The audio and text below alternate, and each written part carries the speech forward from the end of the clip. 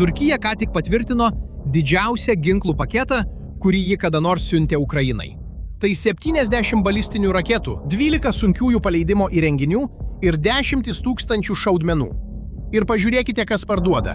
NATO šalis, kuri perka dujas iš Rusijos, kuri priima milijonus rusų turistų ir kurią Vladimiras Putinas tvirtino turintis savo kišenėje. Viskas yra dokumentuota. Praėjusią savaitę perdavimo dokumentai buvo įstraukti į JAV Senato įrašus.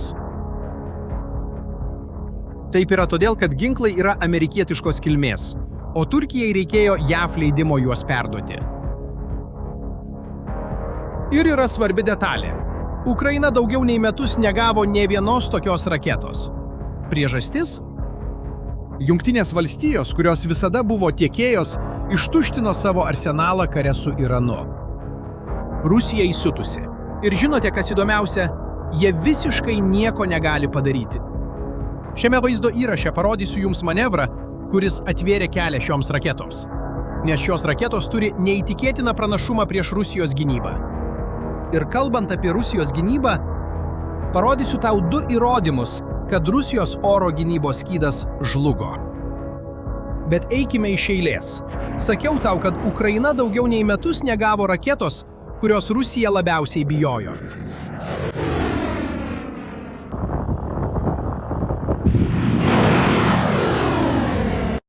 Ši raketa yra ATAK-MS. Amerikietiška balistinė raketa galinti nuskristi daugiau nei 160 km. Tai ginklas, kuris paversdavo rusų užnugarį pavojingą zoną. Ukrainos atsargos baigėsi praėjusių metų pradžioje, o papildymas taip ir neatėjo. Priežastis? Čia prasideda ta dalis, apie kurią portalai net pranešė, bet niekas nesujungė taškų. Jungtinės valstijos pradėjo karą su Iranu vasarį. 5 mėnesiai bombardavimų. O pasak Reuters, amerikiečiai praktiškai sunaudojo visą savo ATACMS atsargą šiame kare. Praktiškai visą. Ir beveik pusė visų pasaulio Tomahawk raketų. Taip, galingiausia karinė jėga planetoje liko be raketų. Neliko ką duoti. Skamba perdėtai, tiesa? Bet pažiūrėk, kaip Trumpas sureagavo, kai tai nutekėjo. Trumpas nuėjo į Truth Social vidury nakties ir parašė, kad pasak jo, Jungtinės valstijos turi milžiniškus kiekius amunicijos. Ir kad šių išdavikiškų pareiškimų nutekintojai yra medžiojami. Taip, medžiojami. Ir jis pažadėjo jiems ilgas laisvės atėmimo bausmes. Pentagonas, kita vertus, neigia bet kokį trūkumą. Tačiau 3 dienos prieš šį paskelbimą įvyko įdomus dalykas. Rugpjūčio 3 dieną JAV valstybės departamentas pasirašė pranešimą. 6 dieną jis buvo įtrauktas į Senato įrašus. Viešas dokumentas. Štai jis, pažiūrėk. 70 raketų ATACMS. 12 paleidimo įrenginių M270. Daugiau nei 2500 raketų šaudmenų. 47 000 artilerijos sviedinių. Viskas išeina iš Turkijos sandėlių, tiesiai į Ukrainą. Supranti, koks čia ėjimas? Jungtinės valstijos neturi raketų, kurias galėtų duoti. Bet jos turi sąjungininką su pilnais sandėliais. O kaip dėl šio leidimo grafiko? Tas grafikas tikras meno kūrinys. Amerikos kongresas turi 30 dienų, kad sustabdytų tokį perdavimą. Tik kad atstovų rūmai atostogauja iki rugpjūčio pabaigos. Senatas iki rugsėjo vidurio. Vadinasi, terminas praeis tuščiuose rūmuose. Kai visi grįž po atostogų, leidimas jau bus išduotas savaime. Ir dar viena smulkmena dėl šio pardavimo. Tokios net amerikiečių paketai neturėjo. Jungtinės valstijos ir Vokietija daugelį metų ribojo ginklus, kuriuos siuntė Ukrainai. Galima naudoti čia. Negalima naudoti ten. Negalima šaudyti į Rusijos teritoriją. Turkija, kiek žinoma, jokių apribojimų neuždėjo. Perduota raketa jau Ukrainos vado raketa. Ir viskas. Gali daryti su ją ką tik nori. Ir jei manote, kad Turkija tuo apsiribojo, klystate. Ta pačią savaitę ji dar pasirašė gynybos paktą su Saudo Arabija ir Pakistanu. Bet tai jau kitos laidos tema, ar ne? Nes dabar svarbiausias klausimas yra kitas. Kokia tai raketa, kurią Turkija atsiuntė? Yra žmonių, ypač iš Rusijos pusės, kurie sako, kad tai metalo laužas. Ir būtent čia istorija tampa įdomi. Ta minima raketa yra M39. Taip, ji tikrai sena. Tai yra pirmoji Atak MS versija. Projektas iš 80-ųjų ir tarnyboje nuo 1991 metų. Ši raketa yra senesnė už daugelį žmonių, žiūrinčių šį vaizdo įrašą. Jos nuotolis yra mažesnis nei naujųjų versijų. Tačiau šis veteranas turi savybę, kuri viską pakeičia. Žinia naudoja GPS. Ir žinai, kodėl tai yra pranašumas? Prieš atsakymą padaryk man paslaugą. Jei tau patinka šis vaizdo įrašas, nepamiršk užsiprenumeruoti kanalą ir paspausti patinka. Tai labai padeda. Pirmyn. Per šiuos 4,5 karo metų Rusija sukūrė tankiausią elektroninio karo tinklą pasaulyje. Tai sistemos, kurios sutrikdo GPS signalą visame regione. Šiuolaikinė valdomoji bomba priartėja prie taikinio. Praranda signalą ir prašauna 100 metrų. Brangiausias vakarietiškas ginklas tampa beverčiu metalo gabalu viduryje lauko. Tai vyksta nuolat. Dabar M39 yra valdomas inercinė sistema. Giroskopai apskaičiuoja maršrutą pačiame raketoje. Jis neklauso palydovo. Jis negauna jokio signalo iš išorės. O jei nėra signalo, nėra ko trikdyti. Rusų elektroninė gynyba, tas technologijų kalnas, paprasčiausiai neturi ką prieš jį padaryti. 10-ojo dešimtmečio raketa, perskrodžianti pačias moderniausias Rusijos technologijas, tarsi jų nebūtų. Man tai beveik poetiška. O tai, ką jis neša, buvo pagaminta specialiai tiems taikiniams, kurių labiausiai ieško Ukraina.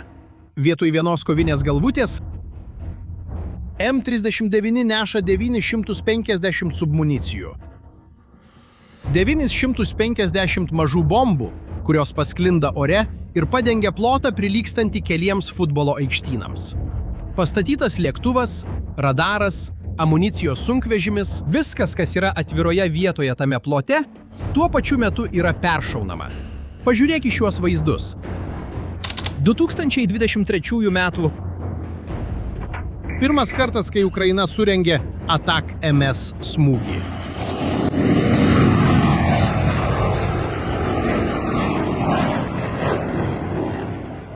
Buvo paleistos 3 raketos vidury nakties. Taikiniai – Berdiansko ir Luhansko oro bazės. Vieną naktį, tik vieną naktį.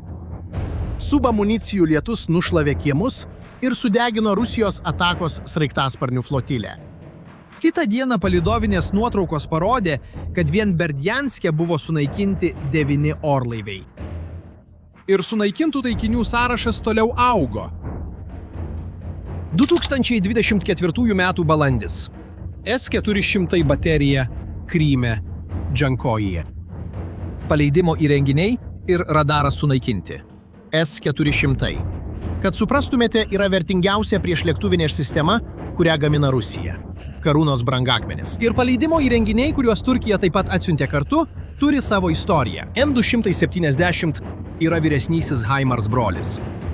Šarvuoti su vikšrais įveikia Ukrainos purvą ten, kur sunkvežimis įklimptų.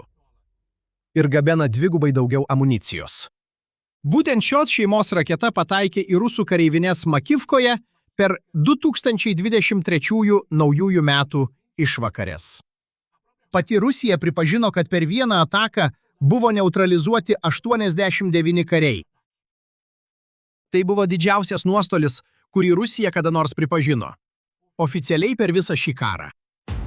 Taigi, kai kas nors sako, kad Turkija atsiuntė metalo laužą, jie labai klysta. Kariuomeniai, kuri metus neturėjo nė vienos balistinės raketos, sena raketa, kurios gynyba nesugeba sustabdyti, nėra metalo laužas. Tai yra auksas. Ir Rusija tai žino. Ji taip gerai tai supranta, kad jos reakcija buvo, sakykime, savotiška. Tačiau prieš tai reikia pamatyti, ką Turkija padarė jūroje. Nes raketų pardavimas buvo tik pusė to, ką Turkija padarė tą savaitę. Liepos pabaigoje dronai atakavo Turkijos komercinius laivus Juodojoje jūroje. Pažiūrėk į šiuos vaizdus. Tai vieno iš jų vidus – Reyhan Sarı. Turkų įgulos nariai buvo sužeisti. Turkija atsakė 2 žingsniais. Ta pačią savaitgalį pirmiausia Turkijos užsienio reikalų ministras Hakanas Fidanas viešai pasisakė. Paklausyk, ką jis pasakė. Iš pradžių jie puldavo uostus ir karinius laivus. Dabar jie puola visus komercinius laivus be išimties. Tada jis pasiūlė paprastą susitarimą. Rusija ir Ukraina nustoja pulti komercinius laivus. Abi pusės tuo pačiu metu. Iki čia nieko ypatingo, tiesa. Tai tik diplomatija. Mandagus pokalbis. Antrasis žingsnis buvo tikroji žinutė. Pasak Bloomberg, Turkijos pakrančių valdžia pradėjo sulaikyti laivų vykstančių į Novorosijską leidimus. Tai yra pagrindinis Rusijos naftos uostas. Per jį išeina didelė dalis pinigų finansuojančių šį karą. Ir čia įsijungia geografija. Geografija, kuri niekam neatleidžia. Nes visi laivai įplaukiantis į Juodąją jūrą iš Viduržemio jūros praeina pro Turkijos sąsiaurius. Visi. Kito kelio nėra. Vien per pirmąjį šių metų pusmetį čia praplaukė daugiau nei 40 000 laivų. Turkija neužsuko čiaupo. Ji padarė kažką elegantiškesnio. Ji pradėjo sulaikyti leidimus laivams, plaukiantiems į Novorosijską. Ir paliko Putiną įstrigusi. Jos ranka ant vožtuvo nesustabdė srauto. Tai tik parodė, kad ji gali jį dar labiau suveržti, jei panorės. Ir tada kyla klausimas, kurį jūs tikriausiai jau užduodate savo. Gerai, o kaip Rusija? Kur atsakomasis veiksmas? Ar Putinas tyliai nuryja šitą? Taigi, čia viskas tampa nejauku. Nes karinis atsakas atmetamas. Ir priežastis akivaizdi. Turkija yra NATO narė. Užpulti Turkiją reiškia aktyvuoti 5 straipsnį. Tai nuostata, kuri įpareigoja visą aljansą įsitraukti į kovą. Net Putinas blogiausią savo dieną apie tai nesvarsto. Taigi lieka ekonomika, tiesa? Net šis singa. Ir čia skaičiai Rusijai yra negailestingi. Tiesa ta, kad Rusijai Turkijos reikia daug labiau nei Turkijai Rusijos. Per Turkiją rusiškos dujos pasiekia Pietų Europą. Būtent Turkijoje Rusijos valstybinė įmonė Rosatom investuoja milijardus į atominę elektrinę, kurios negali palikti pusiaukelėje. Būtent į Turkiją skrenda rusų turistas, kuris vis dar išleidžia pinigus užsienyje. Ir būtent Turkija yra vienintelė šalis, kuri vis dar sugeba pasodinti rusus ir ukrainiečius prie vieno stalo.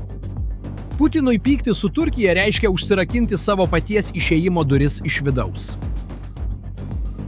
Taigi, kas lieka Rusijai? Na, aš pasakyčiau, kad 2 dalykai. Ir abi jos yra gėdingos. Pirmoji iš jų – valstybinė žiniasklaida rėkia. Pažiūrėkite į šios savaitės antraštės. Turkija uždaro Juodąją jūrą. Gudrus planas buvo atskleistas. Antraštė tų, kurie nebeturi ką veikti. O antra, kas jiems liko, yra išgalvoti pergalę. Ir čia ir pasirodo tie 2 įrodymai, kuriuos pažadėjau vaizdo įrašo pradžioje. Pirmasis įrodymas yra iš praėjusių metų lapkričio mėnesio laidos. Keletą mėnesių prieš šio turkiško paketo atsiradimą. Ir būtent dėl to tai svarbu. Ji parodo, kokioje būsenoje Rusijos gynyba jau buvo gerokai anksčiau, nei pasirodė bet kokia turkiška raketa. Rusijos gynybos ministerija su dideliu pasididžiavimu paskelbė, kad virš Voronežo miesto buvo perimtos 4 Atak-MS raketos. O 2 paleidimo įrenginiai, kurie šaudė, buvo sunaikinti Charkivo regione Skander raketa. Jie paskelbė sprogimo vaizdo įrašą kaip įrodymą. Įspūdinga, ar ne? Dabar pažiūrėk šį kitą vaizdo įrašą. 2024 metų rugsėjis. Daugiau nei prieš metus. Ta pati Rusija paskelbė apie M270 paleidimo įrenginio sunaikinimą netoli Rudnivkos, Sumų regione. Pastebėjai, ką nors ne taip? Taip, tai tas pats vaizdo įrašas, tas pats kadras, tas pats sprogimas, tas pats dronas. Jie net nesukūrė naujo melo, tiesiog perdirbo seną. Branduolinės valstybės gynybos ministerija perdirba propagandą. Ir vėl į tai atkreipė dėmesį patys Rusijos vyriausybę palaikantis kariniai kanalai. Įsivaizduok, meluoji taip prastai, kad net tavo palaikantis pradeda skųstis. Tačiau stipriausias įrodymas, kad Rusijos gynyba žlugo, yra ne šis. Štai jis. Šitą, kai pamačiau, turėjau patikrinti 2 kartus. 2017 metais Turkija iš Rusijos nusipirko S.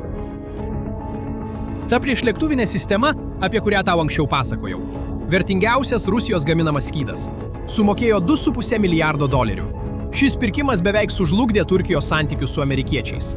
Tai tapo krize NATO viduje.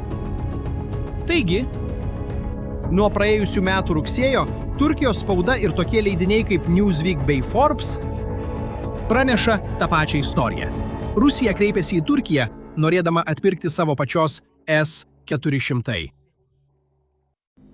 Taip, Rusija nori atpirkti savo pačios gynybos sistemą, kurią pardavė NATO šaliai. Ir yra 2 faktai, kurie tikriausiai tai patvirtina. Pirma, Rusija neturi likusių S-400 sandėlyje. Ir antra, ji vėl atidėjo Indijai pažadėtų sistemų pristatymą dabar iki 2027 metų.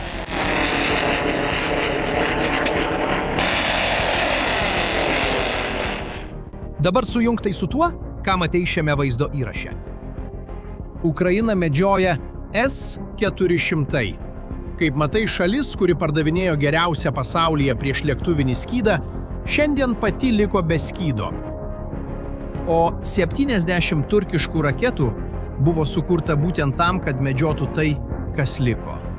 Pristatymai prasidės laikotarpiu nuo šių metų pabaigos iki 2027 metų pradžios. Ir šis dokumentas Senate yra pirmasis tokio tipo. Niekas negarantuoja, kad jis bus paskutinis.